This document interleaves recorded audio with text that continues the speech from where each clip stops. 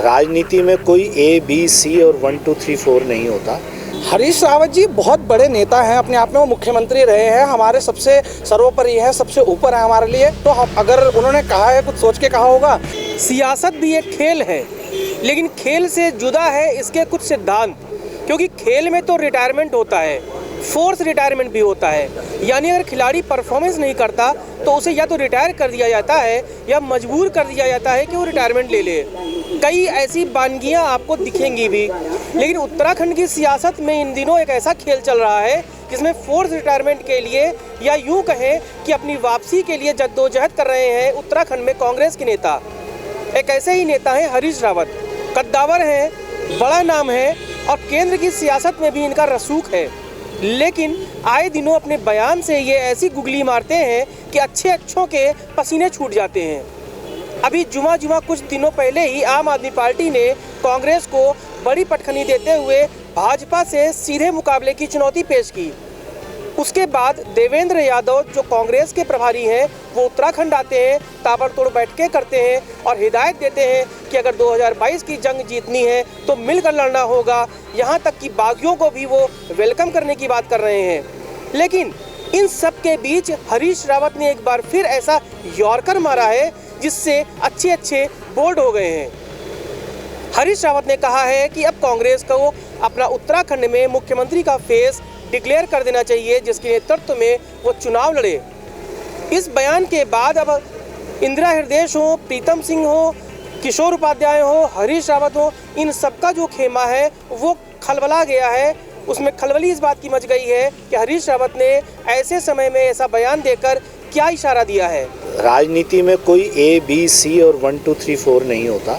और अगर आप कांग्रेस की रीति और रिवाज देखेंगे तो जो हाईकमान का आदेश होता है वो लीड करता है आगे, और नेता तो सब हैं। इतने सक्षम चेहरे हमारे चले भी गए और अभी भी हमारे पास इतने सक्षम चेहरे हैं जिससे कांग्रेस की संख्या बल तो कम है, लेकिन हम आज भी धरातल पे उतने मजबूत खड़े हैं कि आने वाले समय में कांग्रेस की सरकार इस उत्तराखंड में बनेगी। तो हरीश रावत जी ने अपनी बात कही है। अब ये तो प्रदेश कांग्रेस कमेटी या कार्यकर्ता तो तय नहीं करेंगे, ये तो माननीय सोनिया गांधी जी ने तय करना है, हमारी CWC ने तय करना है। अगर मैंने कोई बात कही है, अगर मैं कुछ चाहता हूँ तो उसे तय हाईकमान करेगा, और हाईकमान प्रदेश कांग्रेस कमेटी का है। और हरीश रावत जी जो हैं वो CWC में महासचिव भी हैं और उसके मेंबर भी हैं, AICC के महासचिव हैं और CWC के मेंबर भी हैं। तो ये तो हाईकमान ने तय करना है। कांग्रेस अगर वापसी करती है तो हमारा तो ये कहना है, कोई भी हो, चाहे हरीश रावत जी हो, चाहे प्रीतम सिंह जी हो, जो भी हो, जिनको भी हाईकमान जिनको देगी, चुनेगी, हमारे लिए वो सर्वोपरि है। क्या आपको लगता है कि लड़ाई लड़ने से पहले सेनापति घोषित हो जाए तो आप लोग लड़ाई और लड़ेंगे? जी, अगर क्लियर हो जाएगा तो भी अच्छी ही बात है, क्योंकि ये होगा कि हम लोगों का सिर्फ एक ही चीज़ पे फिर फोकस रहेगा, सब वो हो जाएंगे। वरना अलग अलग सब अपनी टीम वाइज लगे रहेंगे, तब एक ही टीम में लगेंगे, वो भी ठीक चीज़ है। हरीश रावत जी बहुत बड़े नेता हैं, अपने आप में वो मुख्यमंत्री रहे हैं, हमारे सबसे सर्वोपरि है, सबसे ऊपर है हमारे लिए। तो हम अगर उन्होंने कहा है, कुछ सोच के कहा होगा, तो अगर चुन लेती है पार्टी, घोषित कर देती है, तो हम लोग सब एक टीम में ढंग से लग जाएंगे। यहाँ कांग्रेस में जो भी हैं सारे बड़े नेता हैं। हमारे माननीय प्रीतम सिंह जी बड़े नेता हैं, हरीश रावत जी हमारे बड़े नेता हैं, और भी बहुत सारे मनीष खंडूरी जी हमारे बड़े नेता हैं। जितने भी हमारे नेता हैं सारे बड़े ही नेता हैं, छोटे बड़े का कुछ ऐसा नहीं है। सब अपने अपने लेवल। किसके नेतृत्व में लड़ना चाहते हो? लड़ाई जो हाईकमान तय कर देगा, जो सबके लिए हाईकमान को जो सही लगेगा, जो निर्णय उनका होगा मान्य, वो हम सबके लिए मान्य होगा। जैसे मान लो आपकी उत्तराखंड में भाजपा का तो डिक्लेयर है, आम आदमी पार्टी भी लगभग डिक्लेयर कर चुकी है कि हाँ भाई हम किसी को ले आएंगे। कांग्रेस भी पुरानी पार्टी है, तो यहाँ पे कई दावेदार हैं, किसी एक को घोषित कर देना चाहिए। करेगी, बहुत जल्द हाईकमान इस पर फैसला करेगी। तो इससे अंदरूनी जो कला होती है बयानबाजी, तो उससे नुकसान भी होता है।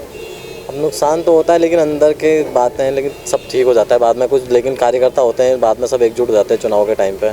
उत्तराखंड में कांग्रेस के प्रभारी देवेंद्र यादव की विजिट के बाद ये उत्तराखंड कांग्रेस का नज़ारा है। अब आप देखें, खामोशी है, सन्नाटा है। 11 बजने के बाद भी आलम यह है कि मुख्यालय में न कार्यकर्ता है न नेता है। तो फिर ऐसे में हरीश रावत जब ये कहते हैं कि उत्तराखंड में कांग्रेस को अगर 2022 में सरकार बनानी है तो उसे अपना मुख्यमंत्री का फेस डिक्लेयर करना होगा। ये उस पार्टी की बात हम कर रहे हैं जिसका ये हाल है। वो कैसे लड़ेगी आम आदमी पार्टी और भाजपा के इस कोण में जो त्रिकोणीय मुकाबला होने जा रहा है। वापसी की बात कर रही है कांग्रेस, और मुख्यमंत्री के चेहरे की बात कर रहे हैं हरीश रावत, तो दिलचस्प ये भी हो जाता है कि आखिर कांग्रेस उभरेगी कैसे अपने अंदरूनी सियासत से। तो क्या कांग्रेस को कांग्रेस ही हराएगी या कांग्रेस को जिताने के लिए कांग्रेस ही एक होंगे? ये लाख टके का सवाल है। सवाल ये भी है कि क्या हरीश रावत इशारा कर रहे हैं कि अभी वो रिटायर नहीं हुए हैं, उनमें भी बैटिंग की पोटेंशियल बहुत ज़्यादा है, अभी भी वो राजनीति में चौके छक्के मार सकते हैं, सत्ता तक कांग्रेस को पहुंचा सकते हैं।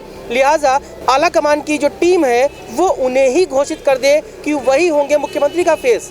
अब देखना होगा कि हरीश रावत की इस बयानबाजी के बाद कांग्रेस में किस तरह की उथल पुथल मचेगी और क्या उनके इस बयान को पार्टी गंभीरता से लेगी।